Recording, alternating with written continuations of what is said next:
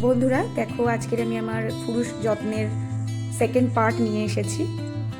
যেমনটা তোমরা দেখতে পাচ্ছ, যতটা দেখিয়েছিলাম ঠিক তার পরের যে পরিচর্যা। যেমন আমি দেখো প্রথমেই নিমখোল নিয়ে নিয়েছি, আমি অনেকটা পরিমাণ নিমখোল নিয়েছি। তারপরে নিয়ে নিচ্ছি কিন্তু লাল পটাশ, যেটা গাছে ফুল আনতে খুব সাহায্য করবে। আর নিমখোল দেওয়া মানেই গাছের উর্বরতা অনেকখানি বৃদ্ধি হয়ে যাবে।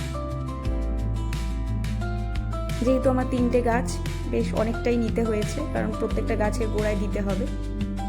আর নিয়ে নিচ্ছি আমি কিছুটা এপসাম সল্ট।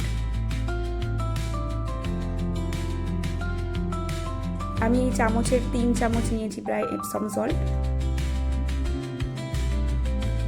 আর 2 চামচের মতো পটাশ নিয়েছিলাম। তবে নিমখোলটা প্রায় 3 থেকে 3.5 চামচ মতো নিয়েছি।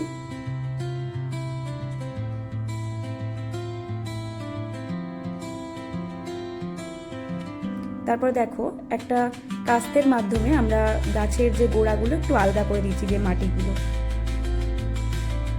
যাতে ভালো মতন করে পুষ্টিটা পায় গাছটা। প্রত্যেকটা গাছেই কিন্তু আমরা এরকম ভাবেই আলগা করে নেব মাটিটা।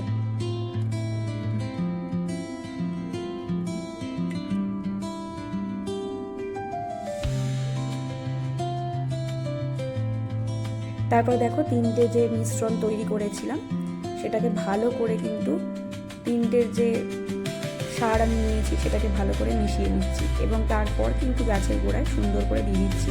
ডিরেক্ট একেবারে গাছের গোড়ায় দেবে না, কিছুটা ফাঁকা রেখে ধার দিয়ে দেওয়ার চেষ্টা করবে, কারণ ডিরেক্ট যদি তুমি দাও অনেক সময় গাছ না নিতে পেরে সেটা কিন্তু মরে যাবে।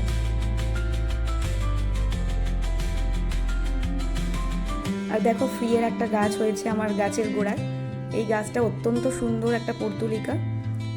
এই গাছগুলো আমার আগে ছিল, হঠাৎ মারা যায়, আর তারপরে দেখছি হঠাৎ আবার নিজেই একটা হয়ে গেছে। এবং তারপর দেখো, আমরা গাছে যে সাফ পাউডারটা, যেটা অ্যান্টি ফাঙ্গাস, এই পাউডারটাও কিন্তু আমরা একটু দিয়ে দিচ্ছি। তারপর দেখো, কাকা স্প্রে করে দিচ্ছি পুরো গোটা গাছটায়।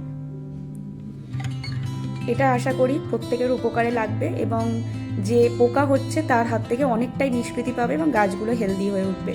আজ তাহলে আসি, টাটা।